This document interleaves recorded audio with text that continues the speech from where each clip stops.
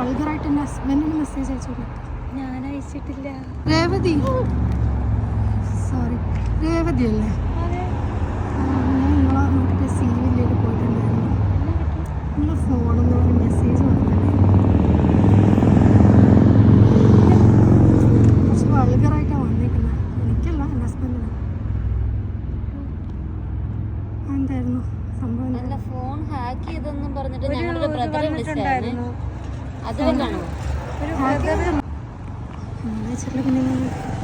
ഇതിപ്പോ ഹാക്കാണോ അല്ലെങ്കിൽ നമ്മളിങ്ങനെ വിശ്വസിക്കാതെ? ഞങ്ങളുടെ ബ്രദറെ വിളിച്ച് പറഞ്ഞു. ഞങ്ങള് സൈബറിനെ വിളിച്ചു, പക്ഷെ അവരെടുക്കുന്നില്ലായിരുന്നു. ഞങ്ങൾ വിളിച്ചായിരുന്നു. ഒരു നൈറ്റ് ഒരു 9 o'clock കഴിഞ്ഞപ്പോഴത്തേക്ക് വിളിച്ചിട്ടുണ്ടായിരുന്നു, പക്ഷെ അവര് ഫോൺ എടുക്കുന്നില്ല. രേവതി എന്ന് പറഞ്ഞാൽ നിങ്ങളല്ലേ? നിങ്ങളൊരു ഫോട്ടോ നിങ്ങൾക്ക് എങ്ങനെ അറിയാം? ഞങ്ങൾക്ക് എൻ്റെ പ്രൂഫ് ഉണ്ട്, മെസ്സേജിൻ്റെ. അല്ല, ഞങ്ങളുടെ ഫോൺ കാണിച്ചാൽ നിങ്ങൾക്ക് മനസ്സിലാവില്ലേ? ഞങ്ങളുടെ ഫോണിൽ നിന്ന് വന്നല്ലേ പറഞ്ഞേ? അതെ, നമ്മുടെ ഒന്നുമില്ല. ഒരു നമ്പറാണോ നിങ്ങൾ വാട്സപ്പ്? അതെ, നാട്ടിലെ നമ്പറല്ലേ? അതെ. എപ്പോഴാണ് പറഞ്ഞത്?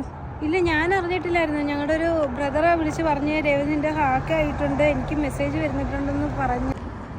ഞാൻ പ്രൂഫ് കാണിച്ചിട്ട്, എൻ്റെ പ്രൂഫ് ഉണ്ട്. പ്രൂഫ് കാണിച്ചിട്ട് ഞാൻ എനിക്കൊരു നിമിഷം, ഞാൻ പുള്ളിക്കാരനെ ഒന്ന് വിളിച്ചു നോക്കട്ടെ. ഇതെല്ലാം ഞങ്ങൾ ചെയ്തതാ, പക്ഷെ നമുക്ക് ഇവര് അറ്റൻഡ് ചെയ്യാതെ ഓൺലൈൻ സർവീസ് ഒന്നുമില്ല. ഇല്ല, നമുക്ക് അറിയില്ലല്ലോ. ഞാൻ എന്തായാലും പ്രൂഫ് കാണിച്ചിട്ട് ഒന്ന് വെയിറ്റ്. രേവതി, ഇതാ പ്രൂഫ്. ഇതാ ഹാപ്പി ബർത്ത്ഡേ. പേടിച്ചു പോയോ? കുറച്ച് ഒരു മെസ്സേജ് വന്നിട്ടില്ല കേട്ടോ. പേടിപ്പിക്കണമെന്ന് നമ്മുടെ സ്പെഷ്യൽ റിക്വസ്റ്റ് ആയിരുന്നു. ആളുണ്ടായിരുന്നു. നമ്മള് വൈകുന്നേരം മുതൽ പ്ലാനിങ് ആയിരുന്നു. എത്ര സ്ക്രിപ്റ്റ് ഞങ്ങൾ എഴുതിയെന്നറിയോ? ഇത് രോഹിത്തിന്റെ എന്താ അനിയനാ?